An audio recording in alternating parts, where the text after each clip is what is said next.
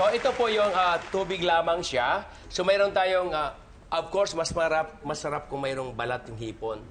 Kumbaga sa atin, sinigang. Pero sa kanila, ay tom yum gong, ibig sabihin, spicy soup. Spicy sour soup. Sour soup, di ba? Yes. O yun. Tapos, may lemon, of course.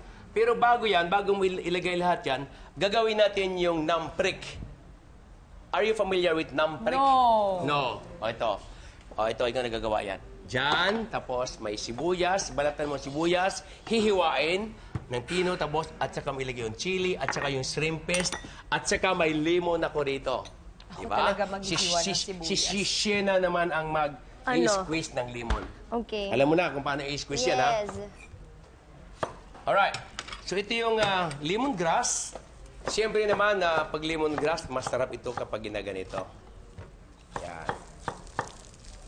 Kailangan mo siyang itali. Tali mo siya. Hindi siya maghiwa-hiwalay. Tapos ipasok mo sa loob. Magaling ako rito, naalala ko yung lula ko.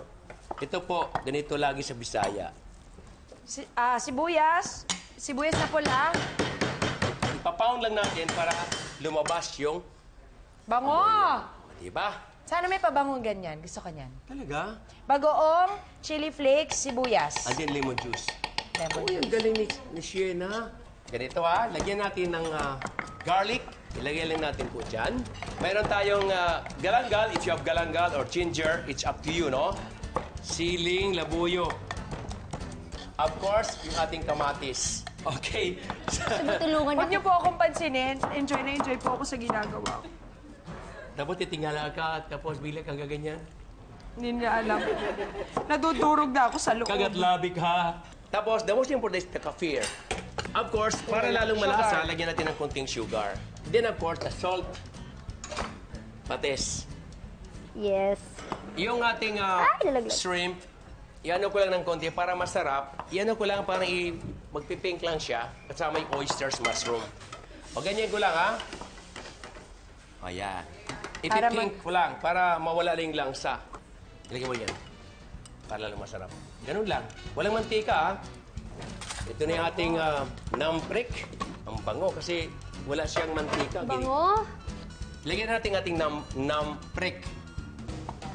Okay, last minute kumulo na. It's boiling already. Okay, lagyan mo na yung milk. Then last minute is the lemon juice. Cilantro. Ay, naku, lalong sarap. Ping, ping, ping, ping, ping, ping, ping, ping, ping! Sige, Yeah!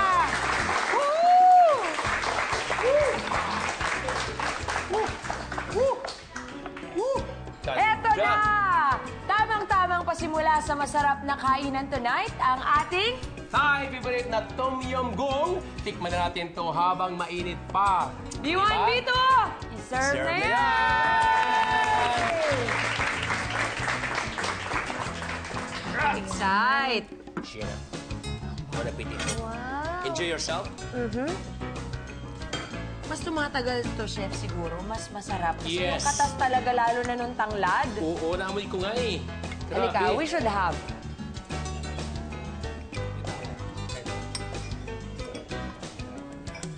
Ano ba yan? Mukhang hindi eh. Dito na lang. Sweetheart. Shena. Shena. Ano yun? So, wait lang. Wow, talagang wala. Sarap eh. Kamusta ang ating Thai Tom Yum Goong soup? Ang sarap. Yung alat. Yung anghang niya tsaka yung asim, perfect. Tapos nalalasahan ko syempre yung tanglad. And then yung ginger, kasi di ba yung ginger meron din sa anghang dito. Yes, So, yes. gumaghapang talaga siya sa stomach. Correct, gumuguhit. Yes. Sarap, no?